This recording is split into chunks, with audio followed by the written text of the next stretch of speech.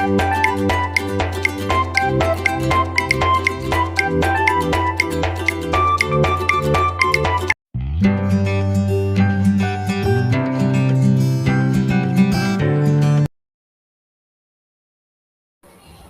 was once a little girl who lived by the edge of the wood.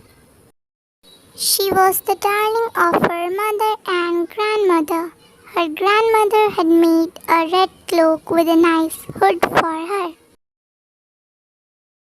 She liked it so much that she started wearing it all the time. Thus, she was called Little Red Riding Hood by all.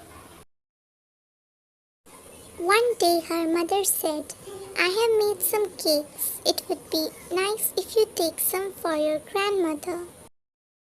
She agreed to carry the cakes for her grandmother. Red Riding Hood thought of taking the way by the woods. On the way she met a wolf. The animal wanted to have Red Riding Hood for his meal, but that was not possible as there was a woodcutter nearby. So the wolf did not dare touch the little girl.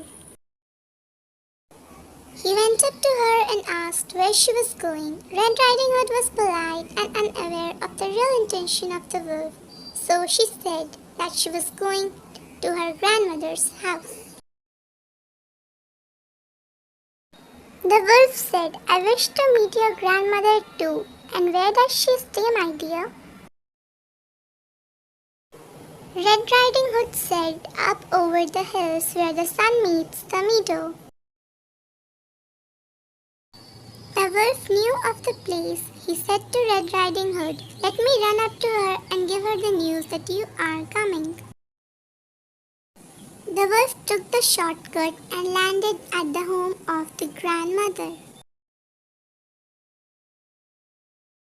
He knocked the door, and when the grandmother asked who it was, the wolf imitated the voice of Little Red Riding Hood and said, "I am Red Riding Hood, Grandma, and I have come with cakes that Mother baked for you." The grandmother asked to pull down the latch and open the door. The wolf did as was told. He quickly pounced on the grandmother and gobbled her up. The wolf then dressed in the grandmother's clothes and glasses and waited for Little Red Riding Hood to arrive.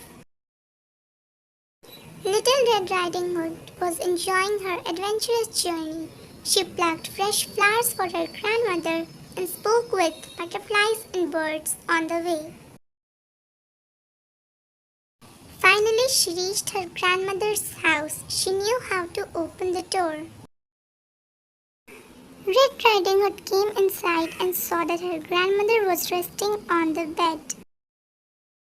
She climbed up the bed and said, "Grandma, your arms, they are so long." To this, the wolf replied in the grandma's voice, "I have long arms so that I can hug you tight." She then noticed the wolf's ears and said, "Your ears, Grandma, why are they so big?" The wolf said, "So that I can hear you clearly, dear." Then Red Riding Hood noticed the wolf's snout. She said, "You have such a big mouth, Grandma." This is when the wolf growled and said, "So that I can gobble you up." Saying this, the wolf pounced on Red Riding Hood and ate her up. The woodcutter who was cutting woods in the forest heard the noise and rushed into the cottage.